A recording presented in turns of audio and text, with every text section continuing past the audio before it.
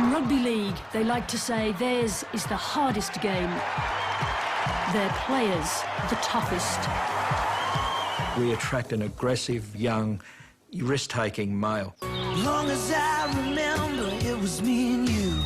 The NRL spent almost $1 million this year on an ad campaign to attract more young risk-takers to the code. We're in the business of attracting people to our game, and the younger we can get them, the better. Ever since he was young, he thought he'd go far. 48 hours after its release, the star of the campaign, Brett Stewart, was embroiled in scandal. Drunk at the Manly season launch, facing charges of sexual indecency. You're going to fight the charges? They are at a golden triangle of celebrity status, a lot of money and too much time. Rugby league has always attracted camp followers, but today's young players have moved with the times, sexting and circulating pornographic videos on mobile phones. This young girl was, you know, having sex with one of the players, and they had their cameras in there, their phones in there, and other players were videoing it going on their cameras. It was the Canterbury Bulldogs scandal in 2004 that uncovered the depraved practice of group sex with vulnerable young women. NRL officials expressed shock, but they should have seen it coming. 2 years earlier, the details of another horrifying incident were kept from the public. There was always hands on me, and there was always, if one person had stopped, someone was touching me and doing something else. There was never a point where I was not being handled.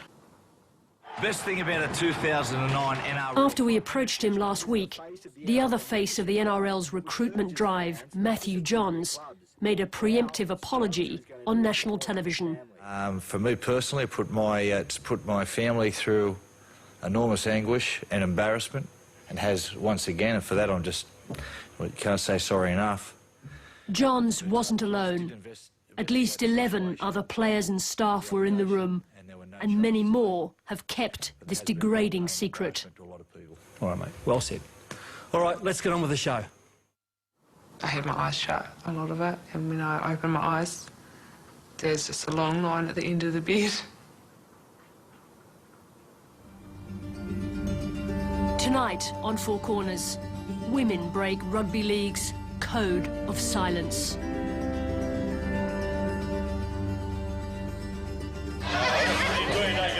Pretty good today.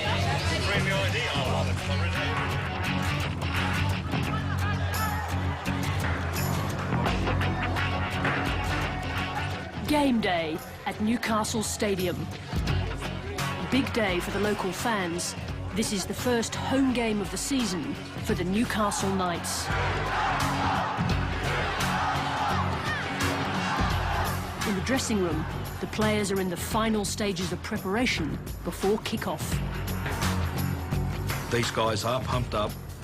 They are playing a very aggressive game, and they are putting their bodies on the line. It's fearless. It's not as bad as going to war, and I wouldn't suggest that, but it's probably like the old gladiator days, and they get out there and they belt the hell out of each other, and there's probably no other game that is like it. Their opponents today are the Manly Sea Eagles. Last year's champions, Manly haven't won a game since their alcohol-fuelled season launch. Yeah, I think it's really affected Manly. They're not playing very good football at the moment. When you get men and alcohol mixed together, you're going to get idiots. So that's just... idiots. Yes, they do.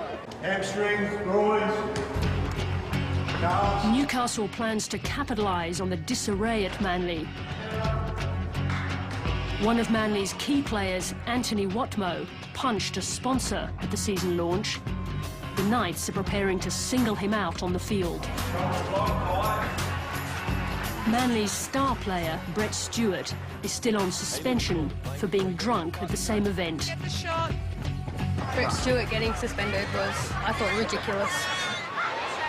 Devastated and demoralised by their start to the season, last year's champions are on the ropes. Not since Brisbane in '99 and Melbourne in 2000 have the Premiers lost the opening 4 matches. But the start of the new season. The home side, it's their first game of the year on their home ground. The relentless violence of the game creates an obvious problem. How do you create gladiators who don't take risks off the field? And it's taken by Kurt Gidley. You've got Kurt Gidley, who's 87, 88 kilos, and he gets hit by 3 guys sometimes who are in excess of 100 kilos going the other direction, all trying to hurt him, not just stop him, but hurt him. That's the nature of the game. Now, anyone who does that for a job is a risk taker, willingly loves a risk and challenges himself on risks. Ball comes out, went backwards to Houston. When we want them on the field, we want them to be aggressive. They've got to make tackles, they've got to be fearless. Then we want them to do things that other people don't do. So we attract an aggressive, young, risk-taking male. We give them a shower, put a suit on them, and then say, now we want you to be, you know, a submissive male. We want you to go out there and not have any problems. It's very difficult to do that. Second half is always the hardest. Let's see what you're made of. In the dressing room at half-time, the Knights are leading 10-6. But there's no let-up from coach Brian Smith. Or do you just soft cock it and find another fucking reason? You're too young, we're not experienced, we're still a fucking team getting together. I'm afraid it's all over, boys. I'm afraid no one's going to buy that, not even me anymore. Having incited his young charges to put everything on the line for victory, Smith goes out to watch them thrash the premiers. So the Knights have terrorised Manly on the fringe and out wide. Draws the fullback and Kurt Gidley, one of the best support players in the game. Exhausted by a physical contest as hard as any in sport, Newcastle's young warriors are ready to taste the spoils of victory.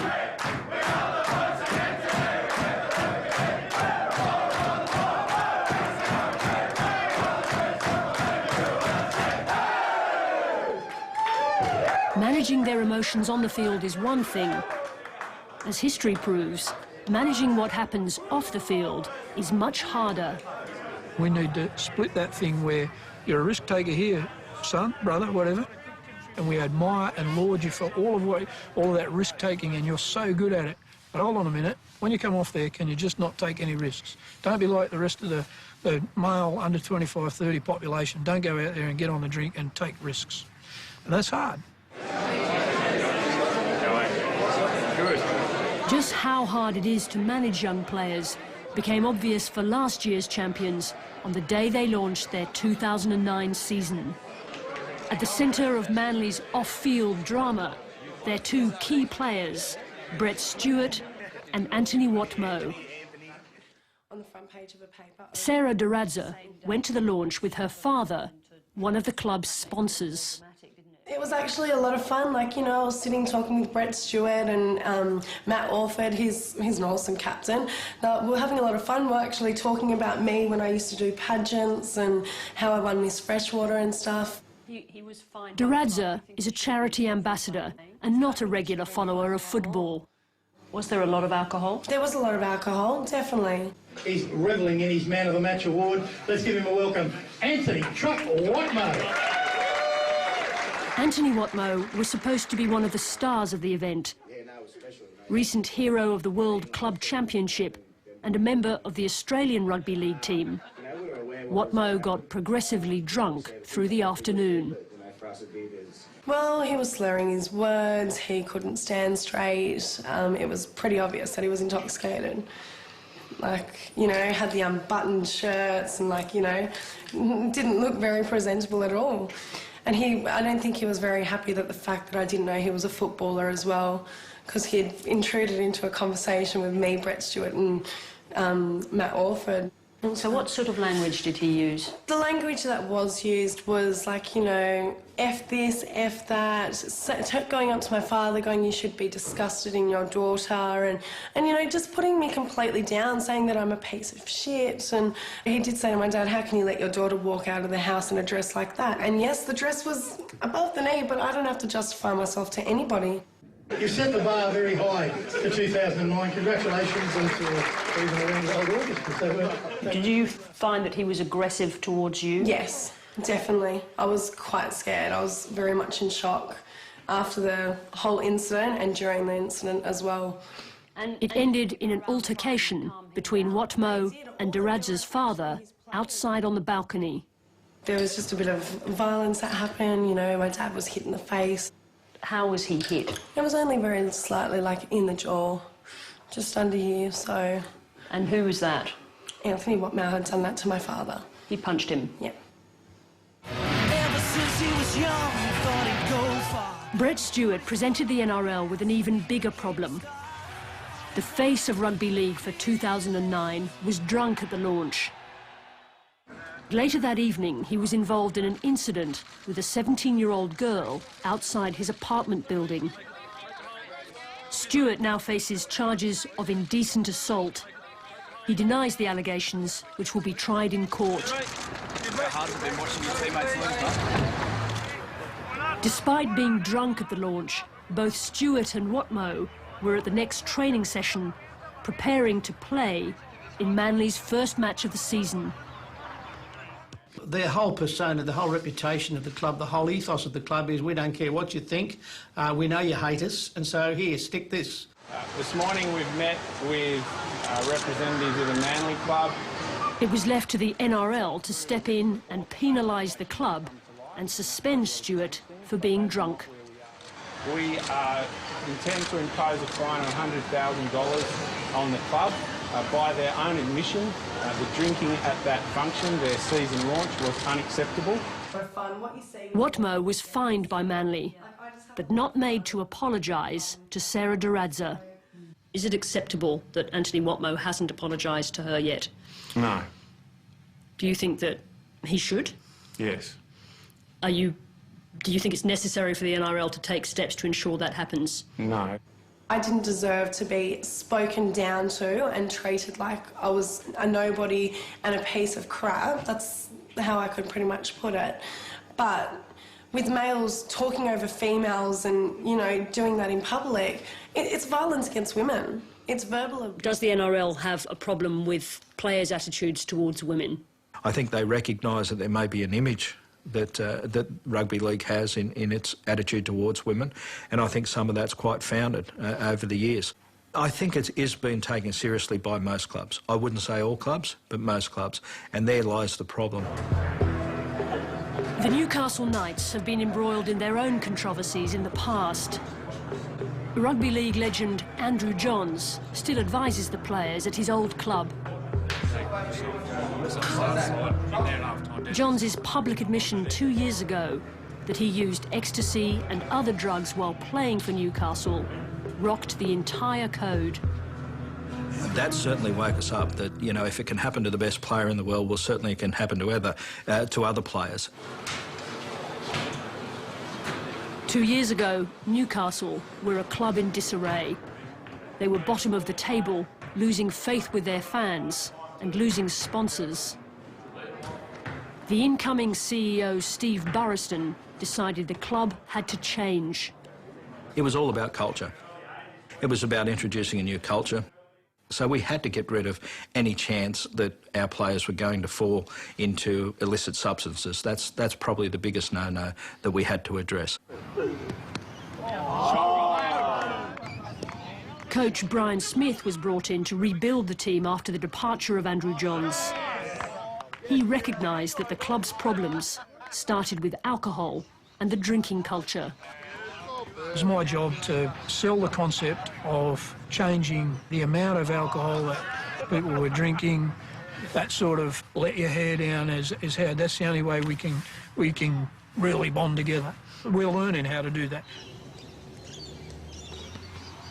Smith knows that Newcastle's approach isn't supported by all the teams in the NRL. There probably are still one or two coaches who are still living by the train hard, drink hard, play hard. Who are they? No, I'm not going there, baby. Like most clubs, Newcastle had to learn the hard way. Some of the current players, including captain Kirk Gidley, lived through one of Newcastle's most controversial episodes.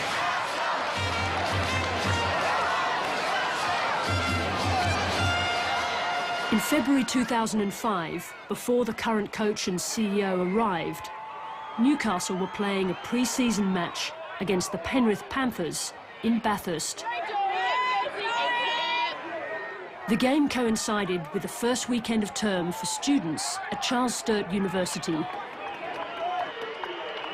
There were new students, there were old students, there were locals. Everyone was out because it's such a massive night in Bathurst. I mean, everyone was, it's fair to say, pretty annihilated, but having an awesome time. Caroline, as we'll call her, had just moved into the university dorm. My recollection is, I mean, leaning on my brother, him taking me up the stairs, and he said to me the next day that he'd actually made a point of not locking my door so that in case I needed to get out in the night, in case I needed to be sick or go to the toilet or get a glass of water. The Knights were staying in a hotel next door. 12 of the players broke curfew and went on a rampage around the dorm. I remember it was an early shut. We ended up having a few back at the hotel in a room, and I think it's actually down the road, might have been next door. I think there was actually a few uni students having a beer, so we thought it might be all right just to go down. And it was actually outdoors for a start, and this didn't seem to be too much harm in the time, but obviously there was a few things that weren't right. One of the players peeled off from the group and walked into a girl's room.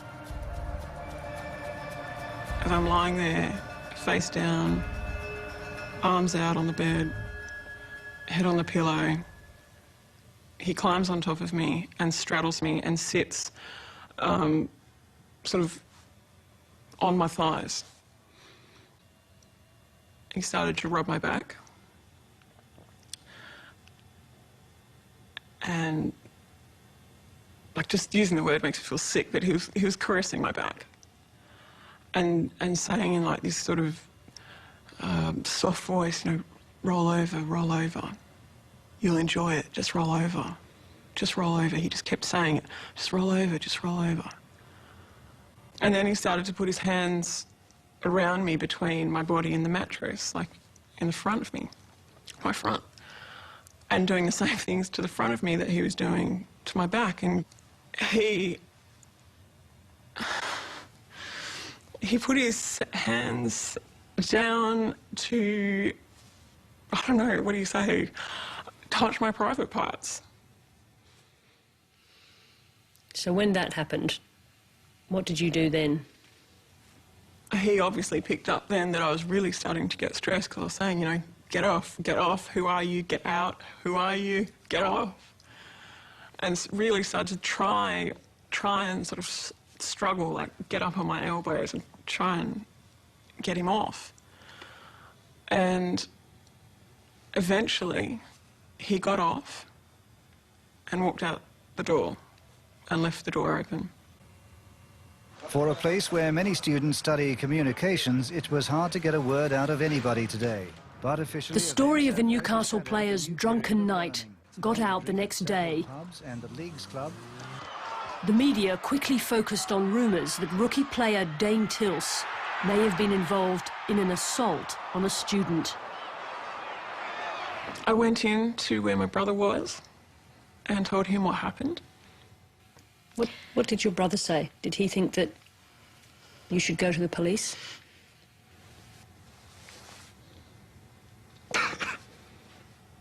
My poor brother.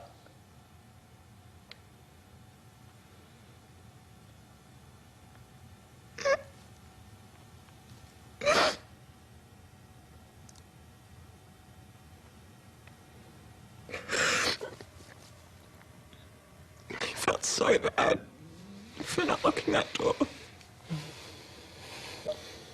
He felt so bad.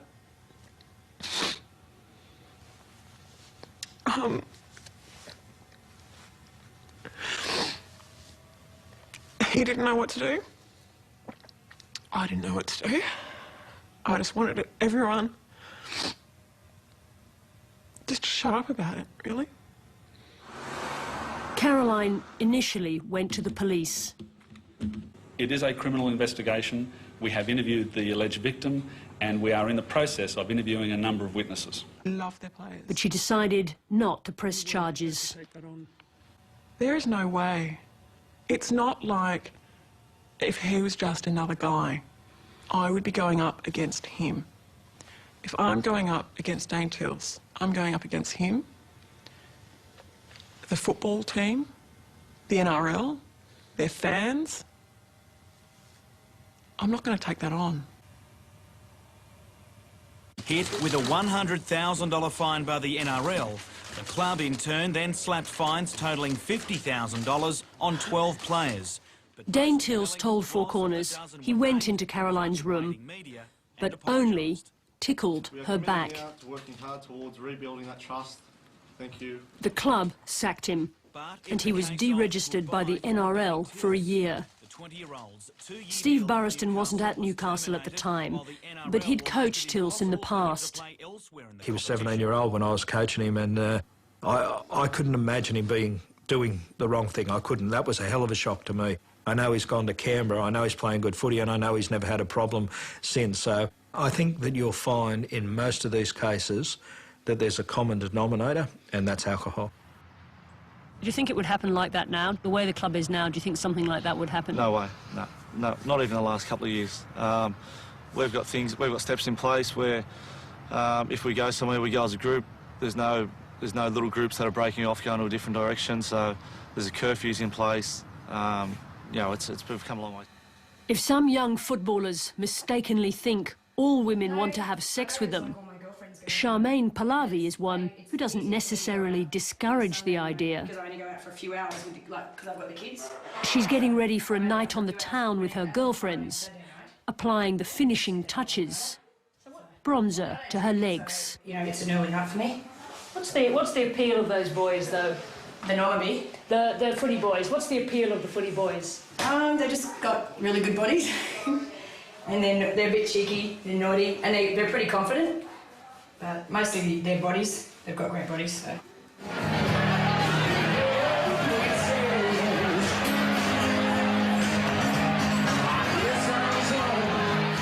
The Normanby is a Brisbane institution and a favourite haunt of league players. The women that go there know that footy players go there. Throughout the night, like, they just get drunker and drunker, and you see the girls, you know, they'll disappear for a little while, a guy and a girl, and, you know, if you're anywhere near the toilets in Normanby, you'll see them go in there.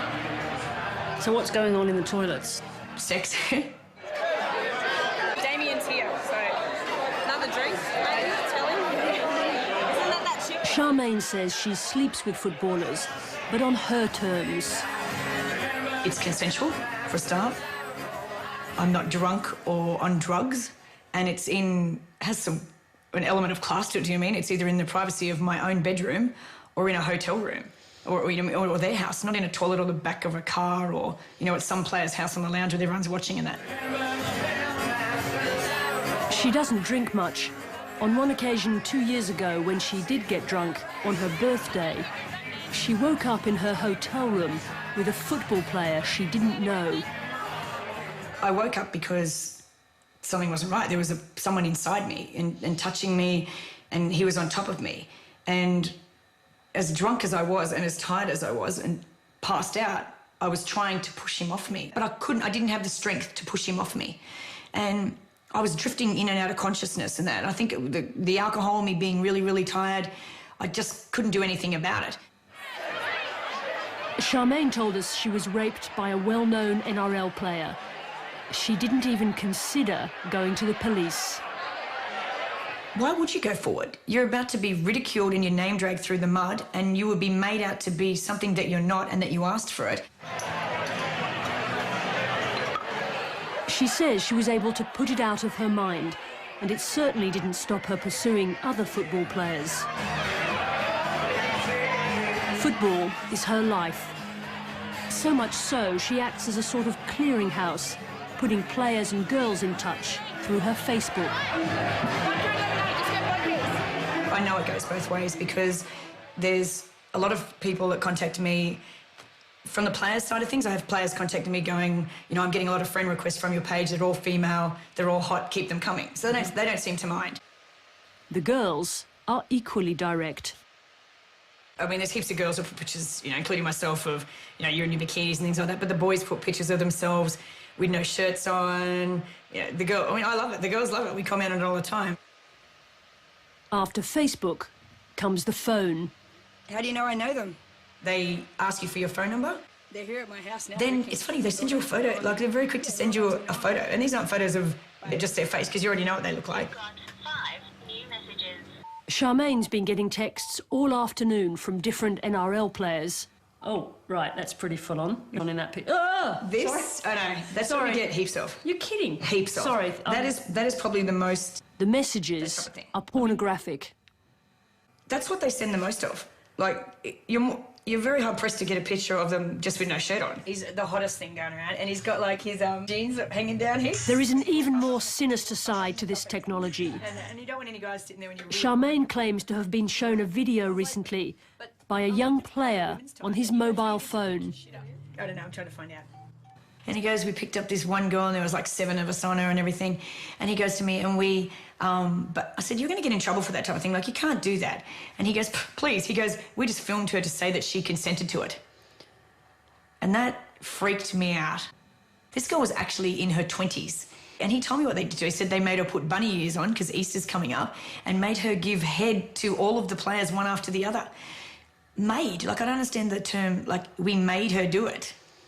Yeah, and do you know who she is? No, I asked him who she was. Yeah. Not knowing that I would even know her, and he goes, oh, just some slurry from around Cronulla. To the extent that young women are finding themselves in a degrading situation, of course, we're appalled about that. And we do what we can to educate our players that that is wrong. All the kids coming through will aspire to be here. This is an NRL seminar on consent. Young players from Newcastle's under-20 team are shown 2 different stories. So we'll have a look at the DVD, Matty, if you can work that away.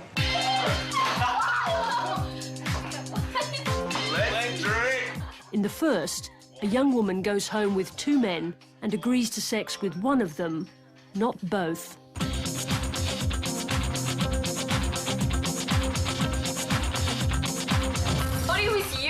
What the fuck? Fuck you!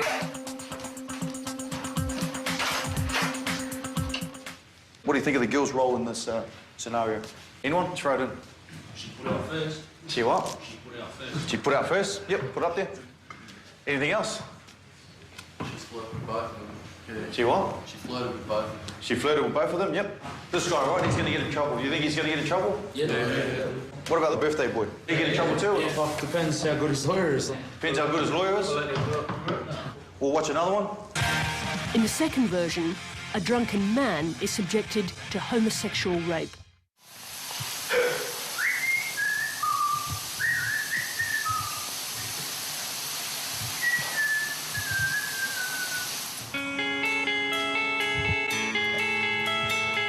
Wait, emergency, please. The responses from the players are very different. All right, boys, birthday boy, what do you reckon? What do you think? How's he feeling? What happened to his night? Shattered? Do you think he had too much to drink? Yeah. You don't know, so. But too much to drink? What else? What about how he got into the situation and all that sort of stuff? You ask for trouble if you have too much to drink and you get raped by a bloke. That's not... You don't ask for that. Can we see that there's some sort of double standard that may apply here? The girl's gone out to have a drink. No one said that she didn't ask for it. But yet the male goes out and has a drink, and it's crystal clear that he didn't ask for it. Now, that's the NRL says it's making progress. But judging by the final answer from this young player on recent scandals involving group sex, they still have a long way to go.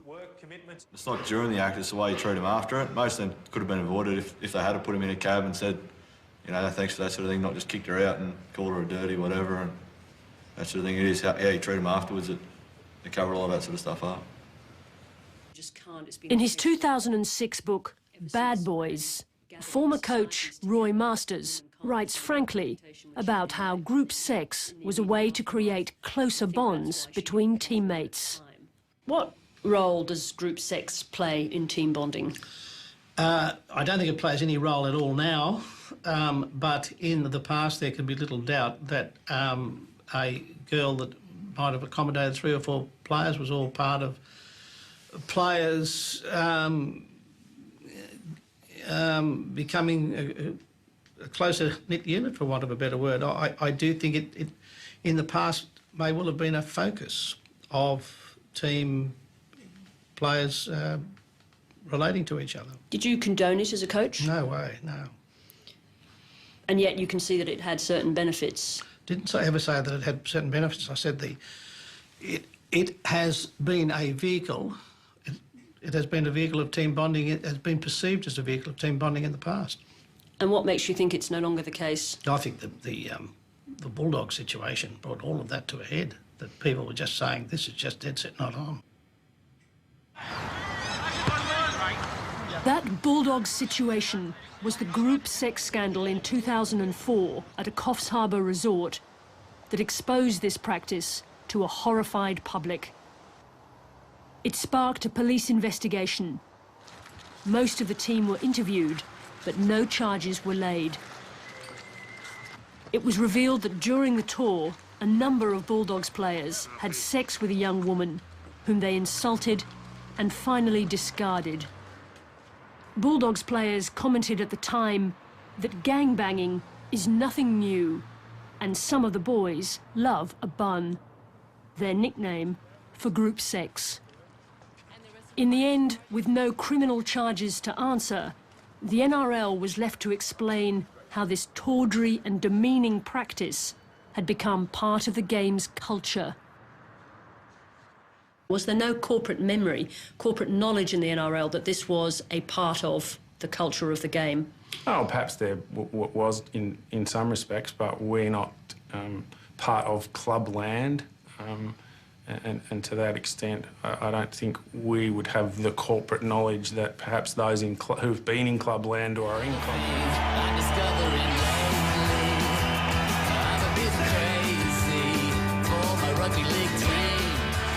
If the NRL, all the clubs, were surprised by the Bulldogs incident, they shouldn't have been.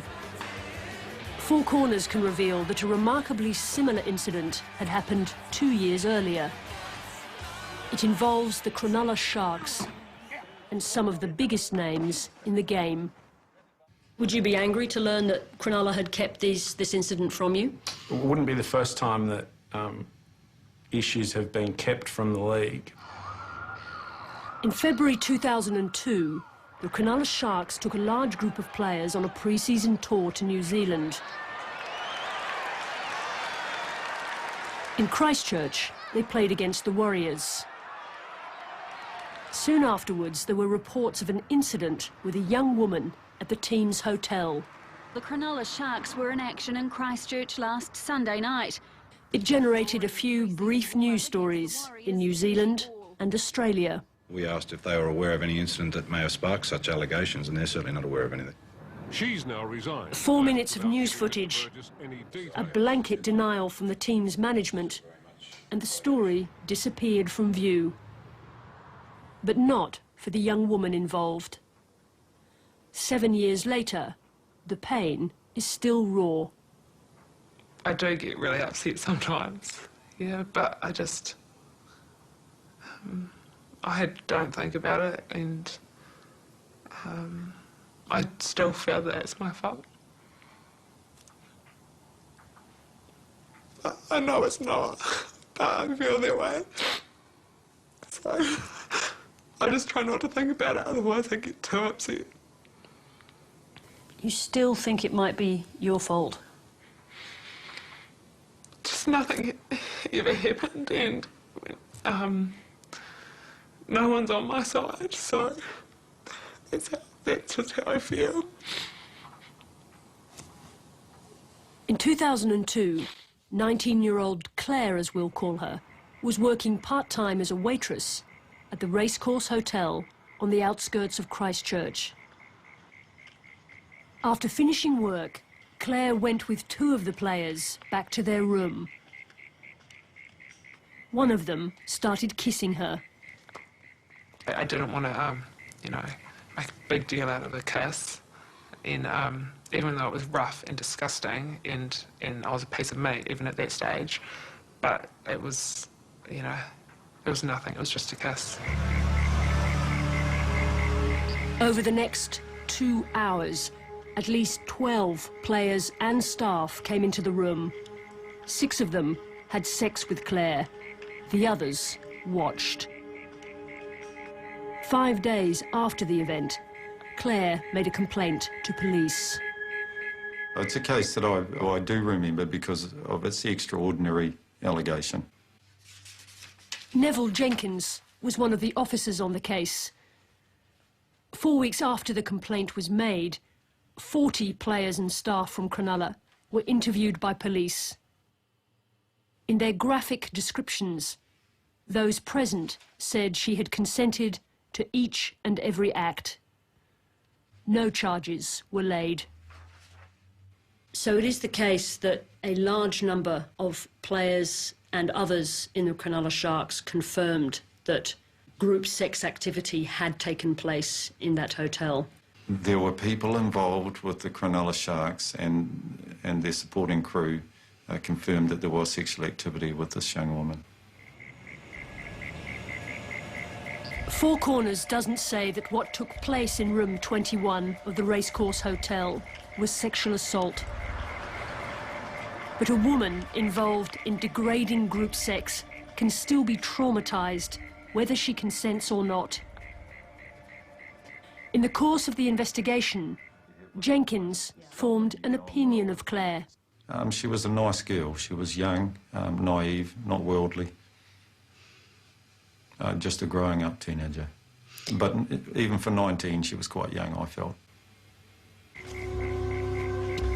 Our massive, like, big rugby players, I felt like I just had no idea what to do.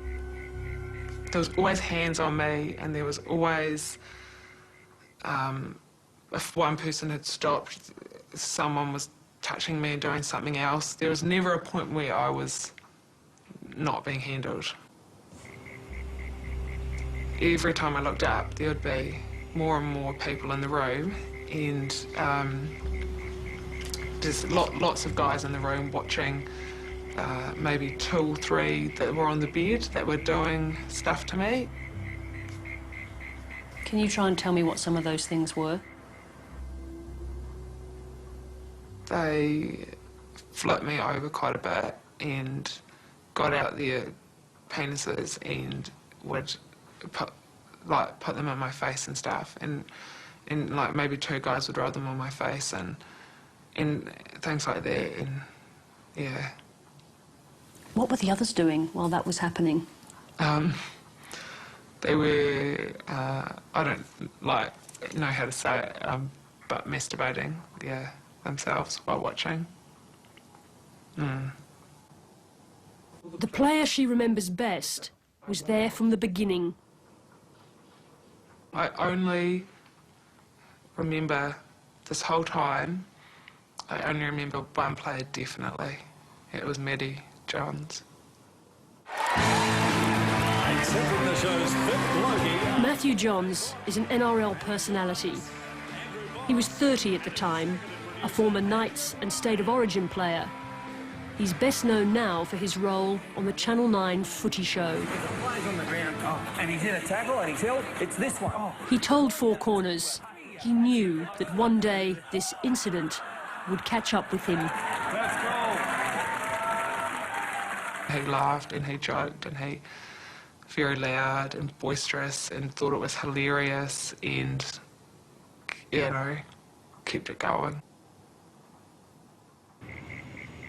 Matthew Johns and fellow player Brett Furman told Four Corners they were the first players to have sex with Claire.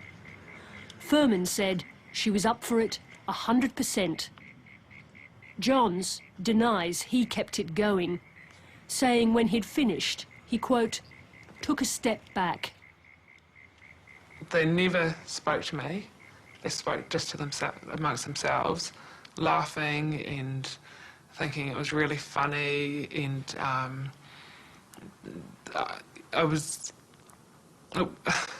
yeah.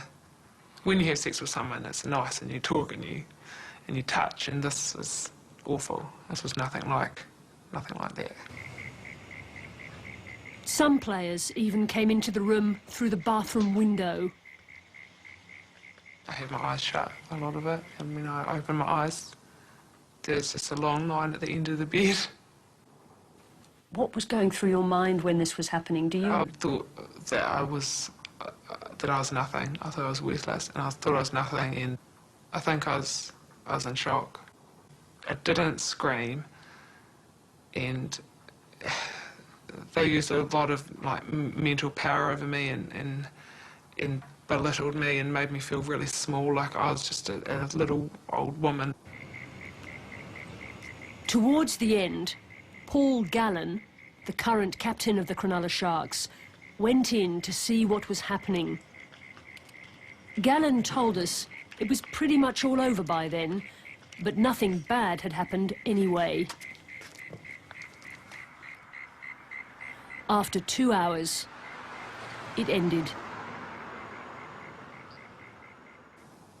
I think maybe one of the guys said she's had enough, or something along those lines. Like, all right, guys, let's wrap it up. She's had enough. And so I put my clothes on and walked out yeah. Did anybody talk to you while you were putting your clothes back on? No, no one. I was nothing. Afterwards in the car park, Matthew Johns told Four Corners he went up to Claire and said he was sorry about the other guys coming into the room. The players continued with their careers. But 7 years ago, when the Cronulla caravan moved on from Christchurch, it left a young woman alone to deal with confusion and pain. Well, for years and years afterwards, I was drinking a lot and crying a lot and losing a lot of friends and just doing quite destructive things to myself and to other people. Did you continue with your studies? I tried to, yeah, but I couldn't.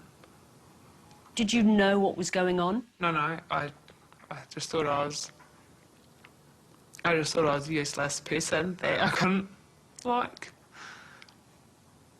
I didn't care about anything, and I didn't really care what was happening. How long did that last for? Maybe 4 or 5 years or more. So, to the end of it, I wasn't so much drinking heaps and heaps. I was more scared to go out of the house. I was a bit of a recluse.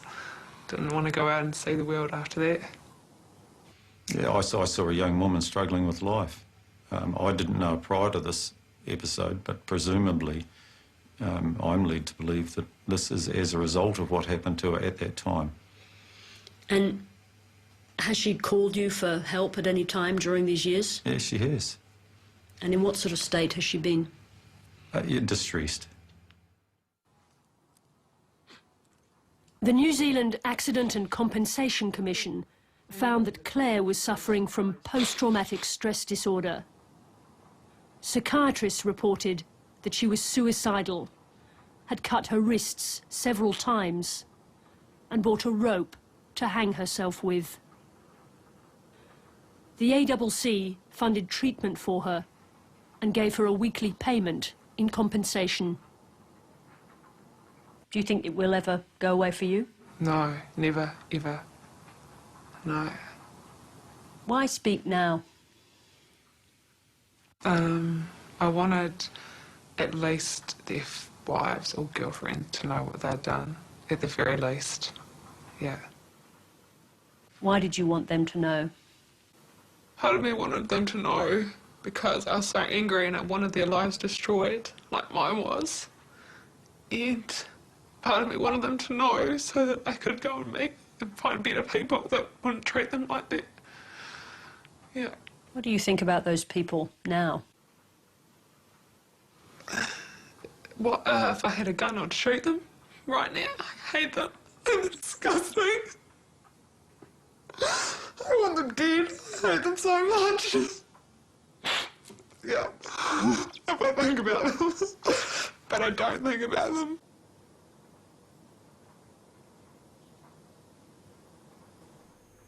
It caused all parties enormous pain and embarrassment. Matthew Johns used Channel 9's Footy Show last week to make a preemptive apology. It's put my family through enormous anguish and embarrassment, and has once again, and for that I'm just, well, can't say sorry enough. But neither he nor any of the players we contacted asked about Claire. But there has been a lot of pain and embarrassment to a lot of people. All right, mate. Well said. All right, let's get on with the show.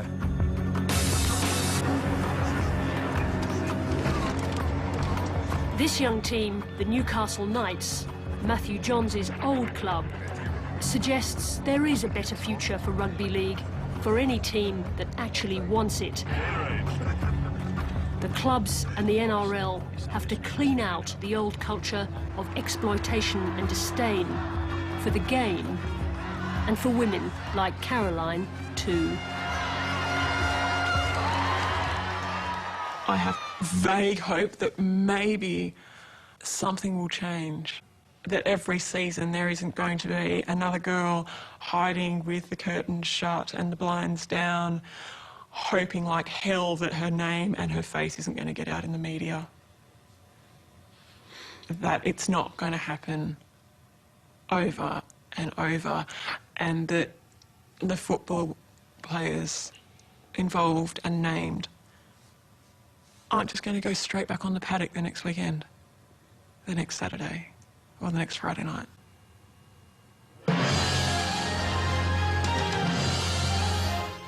To view this program again, it will be available on iView from tomorrow by going to abc.net.au/4corners.